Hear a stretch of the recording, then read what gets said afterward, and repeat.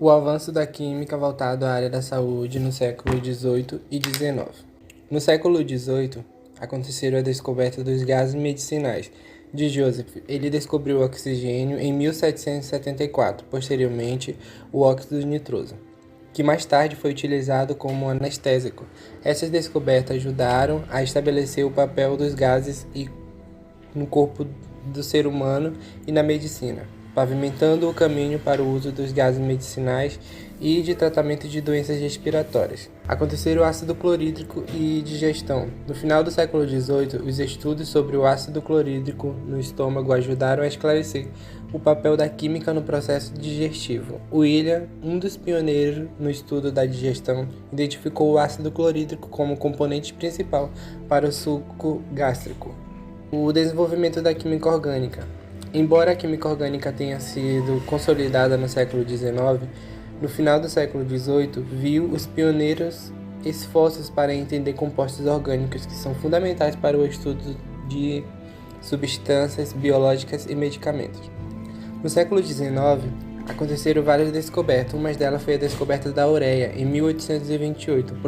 Frederick sintetizou a ureia, um dos compostos orgânicos que, a partir dos compostos orgânicos, só poderiam ser produzidos por organismo vivo. Essa descoberta foi fundamental para a química orgânica, impactando a fabricação de medicamentos e produtos farmacêuticos. Houve também a produção de medicamentos sintéticos. No século XIX, o desenvolvimento da química orgânica possibilitou a criação de medicamentos sintéticos. Um dos exemplos importantes foi a síntese de aspirina. Bryan, em 1867, que se tornou um dos anestésicos e anti-inflamatórios mais usados do mundo. Aconteceu também a descoberta da química dos corantes e medicamentos. A descoberta dos corantes sintéticos, como a anila, por William Henry, em 1856, levou à criação de novos medicamentos.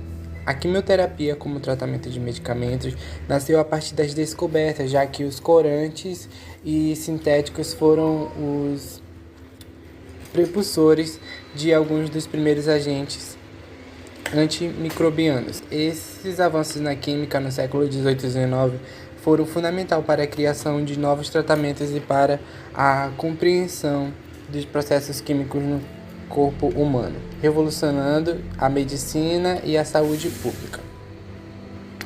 No século XVIII e XIX, houve avanços importantes que influenciaram a prática médica e farmacêutica no país no século XVIII. Houve a influência da botânica e na medicina tradicional. No século XVIII, a prática medicina no Brasil colonial era denominada pelas botânicas, onde os remédios eram preparados principalmente a partir de plantas medicinais locais. O conhecimento indígena e africano foi essencial para o uso de ervas e substâncias naturais para o tratamento de doenças. No século XIX, houve a fundação das primeiras escolas de medicina no Brasil. Em 1888, com a vinda da família real para o Brasil, foram fundamentais as primeiras escolas de medicina no país. A Faculdade de Medicina na Bahia, em Salvador, e a Faculdade de Medicina no Rio de Janeiro. Essas instituições foram essenciais para o ensino da química aplicada à saúde. A química passou a ser ensinada formalmente nessas escolas e o conhecimento europeu sobre a química médica começou a ser disseminado entre os profissionais da saúde no Brasil. Houve também um avanço na química farmacêutica. Durante o século XIX, houve um crescimento da química farmacêutica no Brasil, principalmente a partir da produção de medicamentos e a partir de plantas nativas. Os farmacêuticos começaram a aplicar conceitos químicos para extrair princípios ativos de plantas e produzido por medicamentos mais eficazes na química orgânica.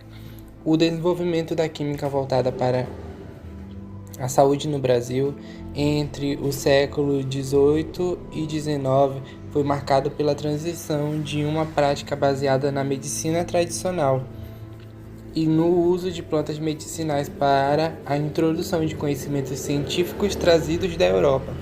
A criação da escola de medicina, o estudo da flora brasileira e o desenvolvimento de medicamentos tropicais foram os principais marcos desse período.